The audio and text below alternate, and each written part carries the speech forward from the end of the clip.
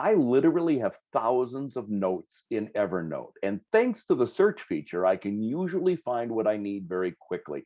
But sometimes it's just easier to create links. Hi, I'm Dave Edwards. Today we're going to talk about creating links in Evernote. I post regular tips on Evernote here on YouTube, plus other topics on leadership and management issues. So click on the subscribe button below and you won't miss any of them.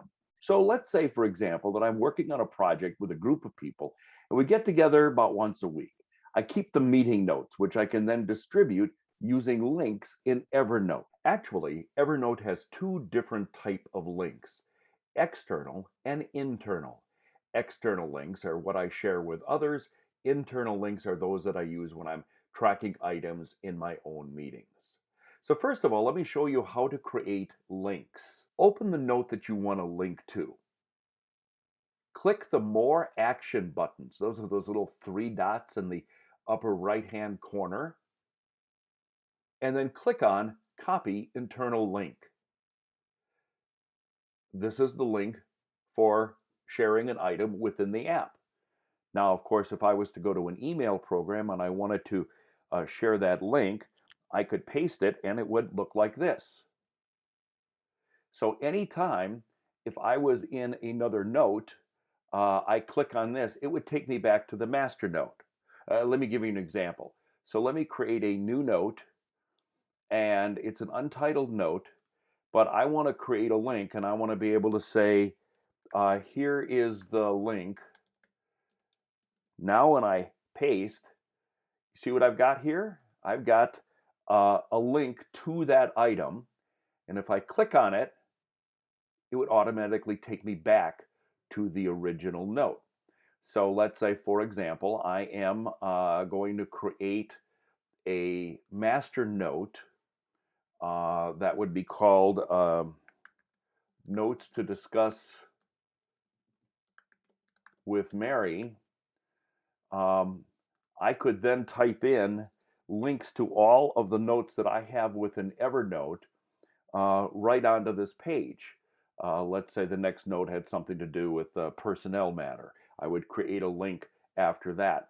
Now, when I sit down with Mary for our meeting, all I got to do is pull up this page and then click on this item. And as you see, it will send me directly to the Evernote item. Now, if you want to share a link with someone else, let's say when it's time to share meeting minutes with folks outside of your meeting circle or even your Evernote family, you can create a public link. You basically are copying a URL and forwarding it to them. When they open it, they will see the latest version, even if you modified that note since you created the URL. Now, just remember that anyone who has this URL can see the note. Now, here's how you do it.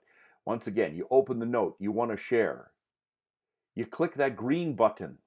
Right now, the default is that link is disabled, but I've enabled the link, and you can see here that I have a URL which I can now copy and I can send to absolutely anyone in the body of an email.